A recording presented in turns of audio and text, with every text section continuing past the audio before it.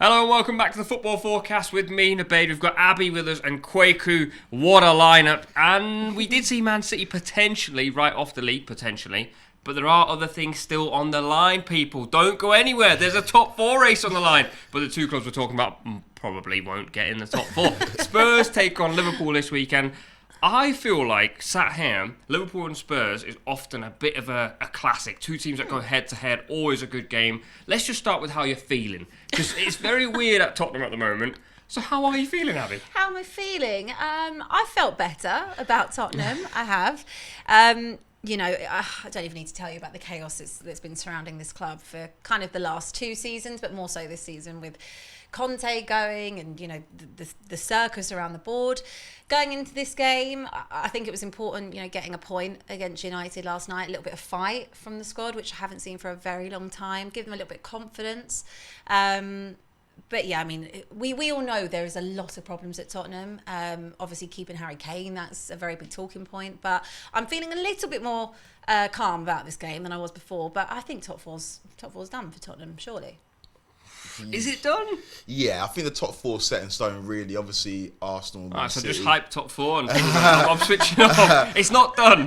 Mathematically, it's not done. But you look at Arsenal, Man City, clearly, obviously, they're a secure top four football. And then you look at Newcastle, who are on a great run of form, and Manchester United, who should make top four. And Liverpool, Spurs are the teams just below that. And they've both been underwhelming by their standards this season. If you look at Spurs holistically, look at their managerial appointments over the last few years, and that's where they've gone wrong. They've sold their soul. Spurs were ordinarily a club that played good football and don't win trophies, unfortunately, and don't spend money. And then you brought in managers. Slightly needless. I'm sorry about that. But you brought in managers like Jose Mourinho and Antonio Conte that need to spend money and don't play good football, and they're used to winning trophies. So it was just never really going to work. And now we're in the era of sacking interim managers. He was an interim manager that got sacked. We've seen it already this season with other sides as well.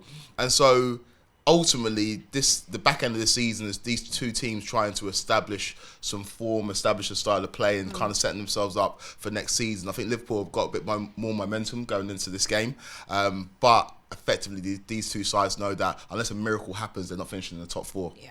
Well, it's kind of, I think both these teams are in a situation where they're going, you sort of never know, and so we kind of just got to do our bit to get there. What was interesting is Ryan Mason bought on Japhet Tanganga when it was 2-2 and Spurs were in control, and I thought that maybe gave away the plan of, I'm not really fancying winning this. I'm quite happy with a 2-2. Yeah. I actually thought, go for the win here. You win 3-2 against United. You never know. Momentum's a funny thing in football. But then obviously down the road, Newcastle are winning 4-1 against Everton. You're maybe kissing goodbye to top four. But let's look at this game and where we think it might be won and lost. Liverpool are in goal-scoring form.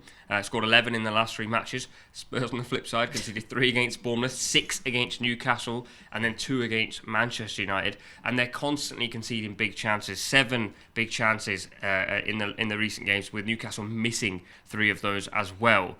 How do Spurs stop this Liverpool potential attacking threat? I don't think they can, especially at Anfield. And if you look at Liverpool, again, I think this back end of the season is more for Klopp to establish what attackers or who works with who. Obviously, the form of Cody Gakpo at the back end of the season. Obviously, Jota's now scoring goals as well.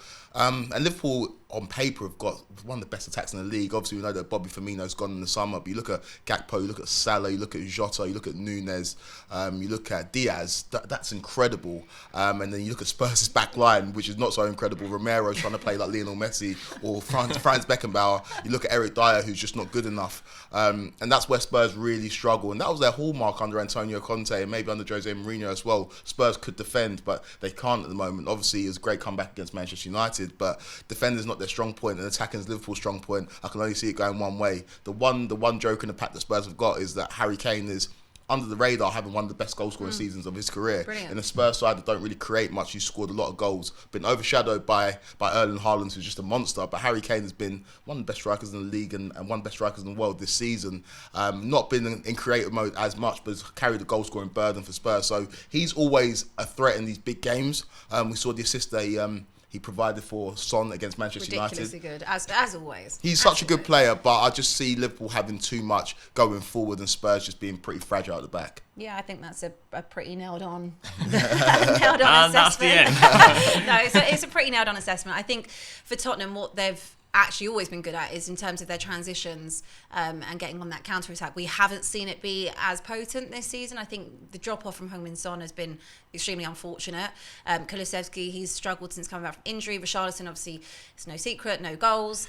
And I think that's the problem. Kane is effectively doing this all by himself. He's being creator and goal scorer. And there is, honestly, there is no better all-round player for me in the Premier League than Harry Kane. I know that's a broad statement with Haaland there, but I would say Harry Kane has been doing this year in, year out and carrying a team like Tottenham on his back. And I think you have to give him his flowers for that. And if it wasn't for Haaland, I mean, he's got 24 goals this season, Harry Kane. So it's pretty good turnaround considering it's a team that creates absolutely nothing. But I think you're absolutely right. In terms of defensively, Tottenham are really frail, really fragile. I think if Liverpool are going to utilise Núñez, Gakpo, Jota, Salah, just the way that the fullbacks are at Tottenham at the moment, their positional awareness has been pretty poor. Exploit it, because if you can get in behind, if you put a little bit of pressure on Romero, Dyer is often out of position, he sometimes comes into midfield, that's your areas that you can exploit, and if Spurs can't counter and do something, then you're going to control that midfield anyway. This is hilarious that the Spurs fan is tipping Liverpool and I need to fight for Spurs here. Listen, I have to be honest. I'm very much a realist fan. I mean, yes, I support Tottenham, but I can look at it from a broad perspective and say I know the issues that are wrong at Tottenham. Looking at the past results, we tend to actually not do too badly against you, more so at home, I'd say. A couple draws at Anfield. But I just look at where they are. Do they have enough confidence at the moment, Tottenham, to go to Anfield, hostile environment, great stadium, amazing fans, to kind of, if you go 1-0 down early on, which we saw against United, you're not at home. Are they going to have that fight and determination to fight back? Could you say this might suit Spurs, where Liverpool in the last 3 games have started to dominate possession again, which is not what they did earlier in the season? 74% against Leeds, 81 against Forest, and 73 against West Ham. Spurs could sit in and hit on the counter. They had a couple of chances against Newcastle. As you said, they're not as clinical on the counter, maybe because Son's not in form and Kulusevski isn't. You also had a couple of chances against United on the counter. I think Perisic had a chance and missed it. Could this potentially work out though, if you can hold on for a little while? I just don't trust the defensive capabilities. I'm trying. I would love to sit here as a Tottenham fan and say I really back our team. I think we can get something, but I look at it based on what I've seen in the last few months. Arguably, yes, the second half against Manchester United, something did change. I saw them come out a completely different side with a bit of fight about them and a bit of grit, and they easily could have won that game the other night had they been more clinical. The amount of chances they missed was just so unfortunate. And you see Ryan Mason with his head in his hands. The Eric Dyer one, that gilt-edged chance. The Eric Dyer one. Son had quite a few that he missed as well. So if they can be clinical, there's no reason why they can't get something. But I think looking at it from a neutral standpoint, if I can be neutral in this moment, I'd say that you'd have to lean towards Liverpool with the form that they're in. Well, one thing I would say as well is that people don't want to give Spurs excuses, but you have suffered a number of serious injuries. Bentancur in the midfield being out injured. Bissouma as well, who's not had the best season, but would be vital in the midfield like this. And Liverpool have now, like you said, Nubaid, they've now started to establish control in the midfield. They've moved Trent into a slightly different position. He's a bit more protected, and he's getting involved a bit more in the central areas of the pitch. And that's Curtis Jones, I think, is looking decent as well recently. And that's where the game probably will be won, and then Liverpool can counter press like they do, and they can get their attackers involved, and that's where I think they've got an advantage over Spurs. But you've got players like Harry Kane, you've got players like Son who on his day can pull stuff out, so that's what you can hang your hat on maybe. But I just think Liverpool are going to have a little bit too much, especially at Anfield. Let's touch on this Trent point, because I've been fascinated. We've sat on this show many times and said he's not a midfielder. He might be a midfielder. Liverpool now play in possession with 4 central midfielders, essentially. Henderson obviously pops wide, but Trent seems to play in the middle. Now, if you watch the West Ham game, he was unbelievable in possession. I've got some stats from the Leeds game, which you would not think this guy was a right back literally 3 weeks ago. Touches 151, passes attempted 144, completed 129. Long passes completed 15, passes into the final third 14, passes received 125, and expected assists 1.1. He's also got 5 assists this month, which is a record for Liverpool. So as a midfielder, he might actually be the real deal. Well, 100%. But I feel like the problem with modern football is we try to pigeonhole players. Oh, he's a right back or he's a centre midfielder. He's just a footballer and he's a weapon. And he's very, very dangerous. And I think you kind of saw the beginning of Trent's resurgence when Liverpool played against Arsenal, when he took on Zinchenko, put the ball in, and he was just so effective. And despite his detractors because of his defensive frailties, going the other way, he's so effective, and he's one of the best footballers in the Premier League. Obviously, he's got his problems and deficiencies, but when Trent Alexander-Arnold's in form, Liverpool are normally playing their best type of football, and now he's playing a slightly different position, and you're seeing it in modern football now. You see it with Zinchenko, who drops into central positions for Arsenal, gives them an extra midfielder. You see it with Man City with John Stones, slightly different to how Liverpool do it, but they've got a midfield of Gundogan, Kevin De Bruyne, John Stones, and Bernardo Silva, Rodri, and like they overload the midfield, and I think that's what Liverpool are starting to do, and I think Klopp's kind of established that that's how they need to go, because you can't take Trent out of the team because he's so vital in terms of what Liverpool do going forward. But defensively, if you leave him isolated to the right back, that's where teams can go and get him. So it's interesting to see the shift in position, and I'm glad to see Trent Alexander-Arnold, who has had a lot of detractors this season. People have been criticising him. He's a great player, and he's now finding his best form, and I think he's going to be effective against Spurs. Yeah, I think so too. I don't think it's too wild that he's in midfield. I think it's kind of a conversation that people maybe have whispered kind of the last few seasons. You know, everyone is aware of the defensive frailties that he offers. Everyone knows what he can bring going forward. So why not move him to midfield? And I think this new approach that Liverpool have taken, in a way, it's kind of turned your season a little bit by shifting him in there and having kind of that double pivot in there with Fabinho. And I don't know, I think it's a really smart move, because you don't want to take him out the side, as Kweku said.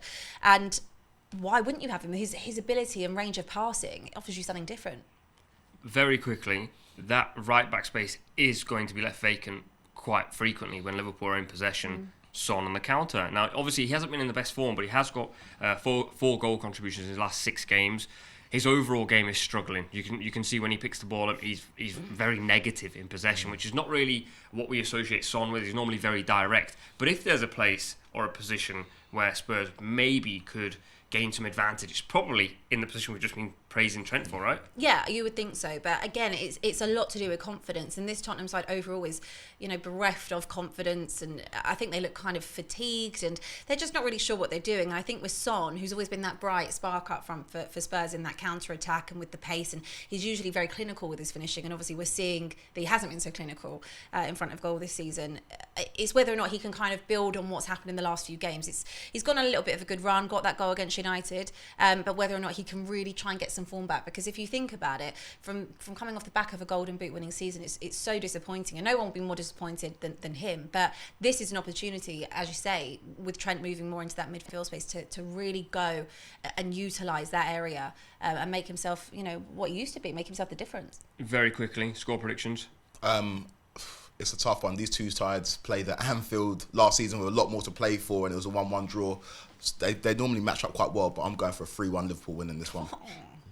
Wow. Go on. I'm going to go with a draw. After all that, I'm going to go with a draw. I'm going to go with a draw. I'm going to go with... We do draw you. You do? I'm going to go with a... I think we'll concede more than one. I'm going to go with a 2-2 again. Ooh, thriller. All right. You have to score 2 as well. That's the hard part. Liverpool 10 unbeaten against Tottenham, and they desperately need to win. So I'm going to go 2-1. But I think it'll be a very, very tight game. Let us know what you think. Thanks so much for watching ESPN on YouTube. And for more sports highlights and analysis, be sure to download the ESPN app. And for premium content and live streaming, subscribe to ESPN Plus.